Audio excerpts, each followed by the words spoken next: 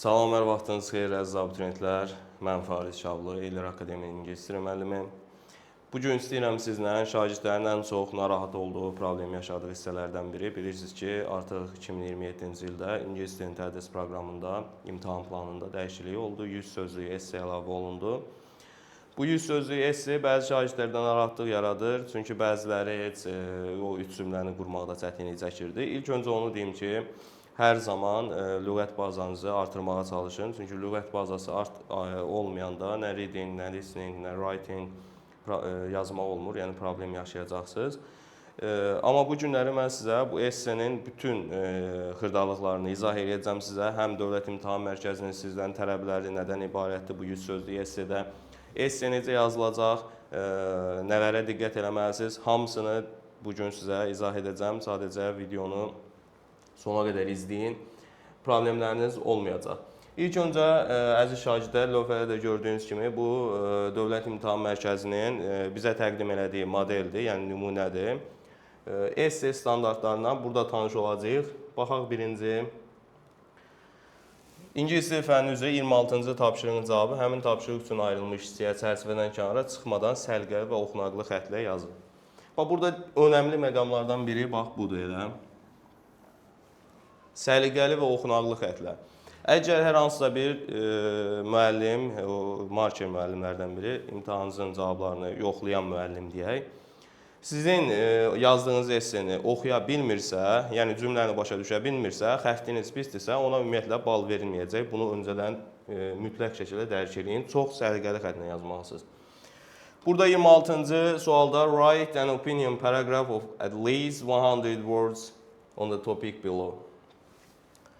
Bir dənə hər hansısa bir esse nümunəsi vermişdi bizə Dövlət İmtahan Mərkəzi. Should school uniforms be required for all students? Yəni, bütün şagirdlər üçün məktəb uniformaları önəmlidir, vacibdir. Yəni, tələb olunsunmu? Belə bir esse verilibdi. Gəlin, baxaq görək, bizdən bu esseni yazarkən nə tələb olunacaq? Bax, burada essedə yazılanda dimin tələbləri verilibdir, standartları verilibdir. Gəlin o standartlara baxaq. Birinci, bax bu standart. Have a topic sentence with a controlling idea.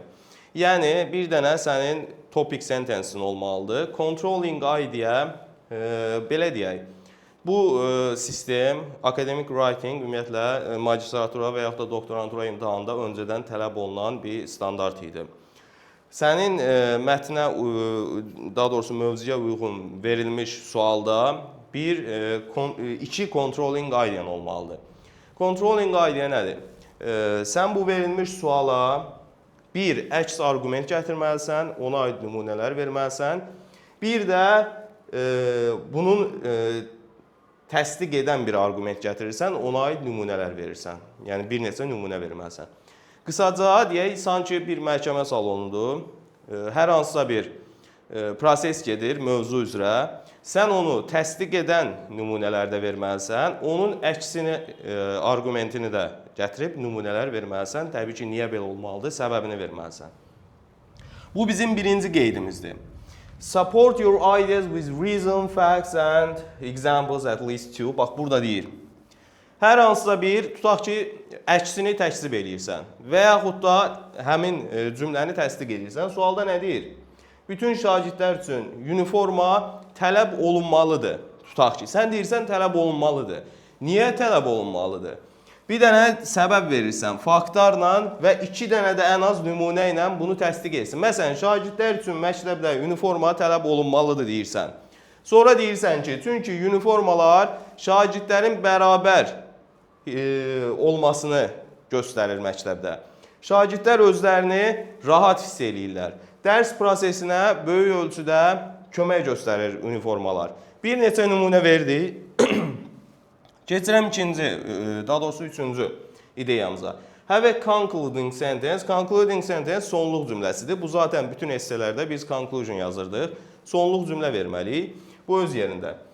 Bax, burada dördüncüdə nə deyir? Express your ideas clearly and logically. Bax, burada bir dənə önəmli məqam var. Dedik ki, controlling idea sənin iki dənə fərqli arqumentin olmalıdır. Bir, əksini deməlisən, verilmiş cümləyə əksini deməlisən. Bir də həmin cümləni təsdiq eləməlisən, həmin sualı təsdiq eləməlisən. İndi mən sizə nümunə üzərində də özüm şəxsən bir qəlib düzəltmişəm ki, orada cümlələrin 30% şablon cümlələrdir, bütün esselərə gedəcək. Bu qəlibi də öz şagirdlərimə verəcəm. Burada da var, siz qeydlərinizi götürə bilərsiniz. O nümunə üstündə göstərəcəm sizə hamısını. Express your ideas. Bu iki nümunəni verdin, təzadı verdin, yəni əksini dedin, bir də təsdiq elədin həmin sualı. Sonra sən öz fikrini deyirsən. Mənim fikrimcə məktəblərdə uniforma tələb olunmalıdır. Yenidən onlardan birini seçirsən, ikisinə də aid nümunə verdin.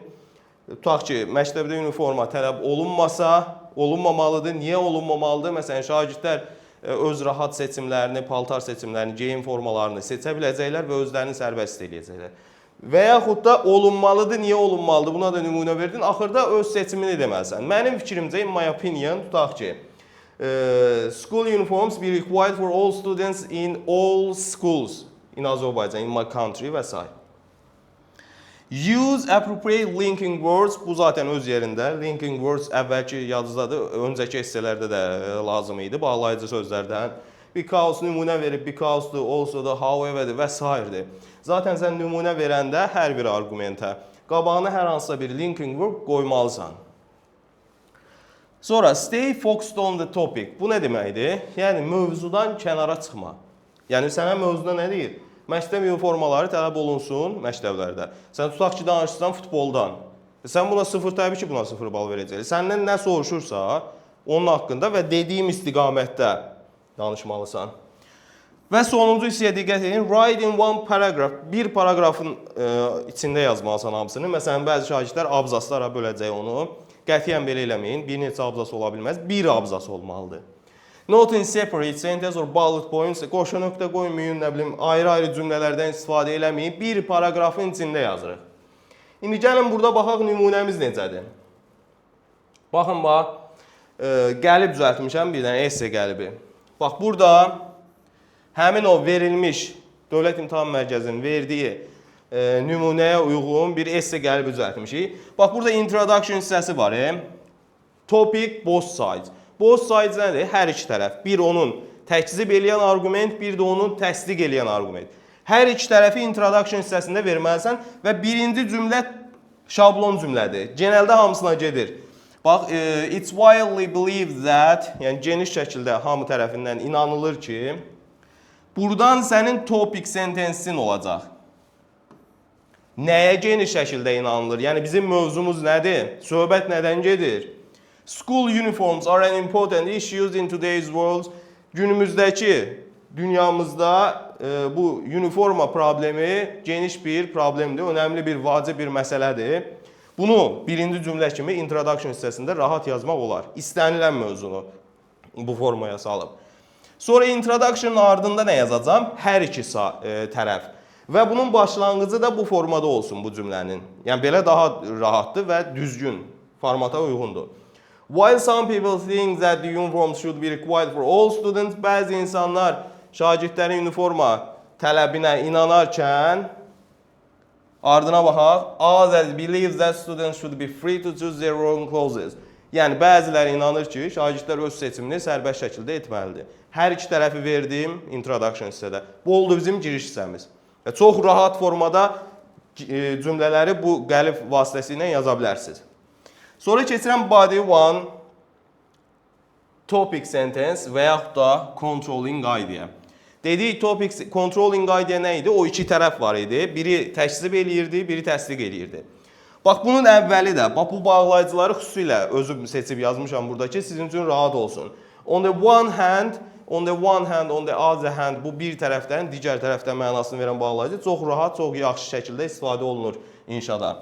Bir tərəfdən, many people argue that wearing uniforms helps create a sense of equality among students. Deyir ki, əksər insanlar mübahisə edir ki, uniforma geyinmək şagirdlər arasında bərabərlik hissi yaradacaq. Deyir ki, bərabərlik hissi yaradır. Bu nədir? Bizim birinci, yəni verilmiş sualı təsdiq eləyən argumentimizdir. Bunu verdin, sonra həmin o controlling ideanı reason, example, support, yəni burada nümunələrlə niyə bunu demisən? Yəni niyə bəzi insanlar deyir ki, şagirdlər arasında bərabərlik yaradır?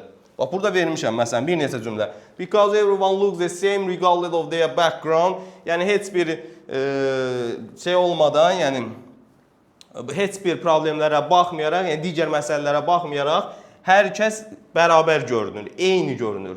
For example, students from different economic levels wear identical clothes at school. Məsələn deyir ki, burada şagirdlər müxtəlif iqtisadi səviyyədən, yəni maddi cəhətdən deyir də o. Eyni məktəbdə eyni paltar geyinir. Yəni bir şagird digərinə baxanda özünü pis hiss eləmir. Yəni o yaxşı geyinib, bahalı paltar geyinib, mən amma tutaq ki, zəif geyinmişəm, çox pulum olmayıb, imkanım olmayıb və s.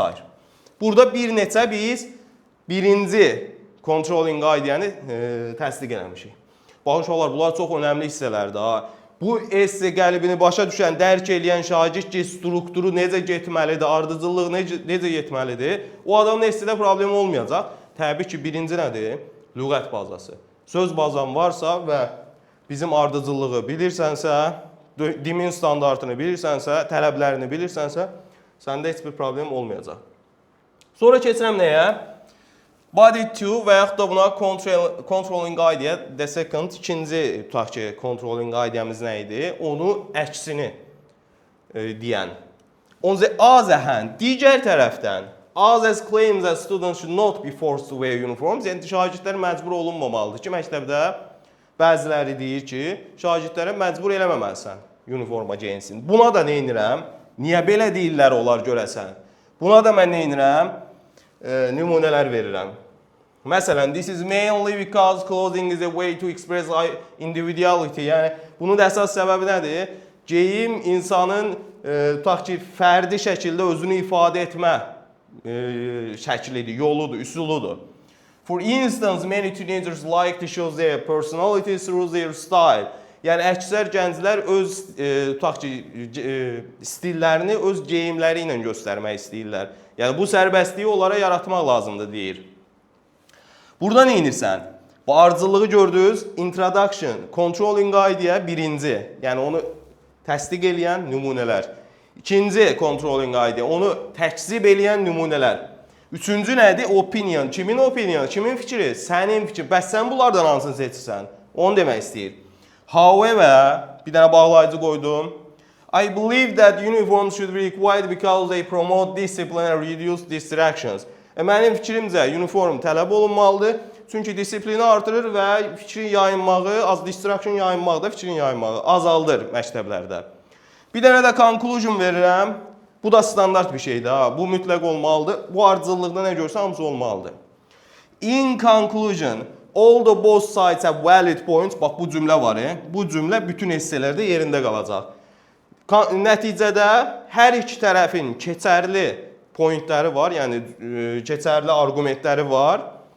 It's clear that uniforms are beneficial for students in many ways. Yəni bu aydın məsələdir ki, çünki sən bunu demisən axı, demisən ki, uniforma tələb olunsun. Nəticədə də deyirsən ki, bu cümlədə standart qalır yerində. It's clear that, aydındır ki, uniforma məktəblərdə müxtəlif istiqamətlərdə çox faydalıdır şagirdlərə. Deməli ki, bu esse qəlibini, nə bilim, dəftərinizə yazırsınız, screen eləyirsiniz, nə eləyirsiniz, amma əzbərləyirsiniz, beyninizə yazırsınız. Bu qəlib sayəsində siz istədiyiniz nəticəni əldə edəcəksiniz. Burada gördüyünüz əksər giriş hissələr ki var, əksər eyni qalacaq esselərdə. Çox rahat şəkildə esse yaza biləcəksiniz. Düşünürəm ki, bu video ilə sizə bir xeyli kömək eləmiş oldum. Düzdür, bu aralar bəzi problemlərə görə tez-tez video çəkə bilmirdim. Amma bundan sonra inşallah sizə maksimum dəstək olmaya çalışacağıq. Nə probleminiz oldu, şərh bölmələrində yazırsınız, videoların altına yazırsınız. Baxacam hamısına, maksimum dərəcədə də kömək eləyəcəm sizə, hər birinizə uğurlar inşallah.